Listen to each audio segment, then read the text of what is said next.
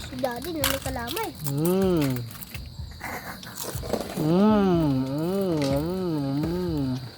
What the?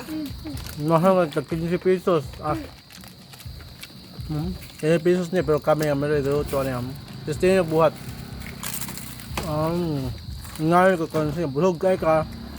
Healthy pa, no? Taktak na ako na.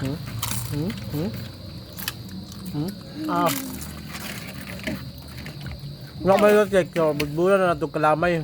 Okay, sabi nga.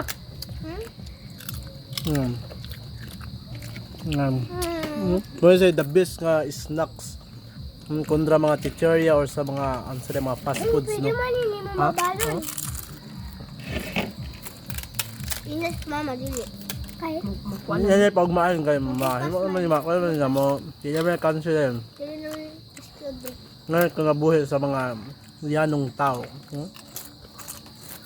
Ako na, lala ba ko, lagdos, 5, anak. Karon 15 pesos na niyog ni Manuray. May nagbamayagya mo anak. Biyo. Sabi sa ako nagdugo sa Balanghoy ni ba? Sus, Balanghoy man yun din eh. Kamuting kahoy man yun eh. Tindahan. Nga, sige ayaw, lami yun. Si Audrey, sige ayaw. Na, Wait, burikit. kasmit.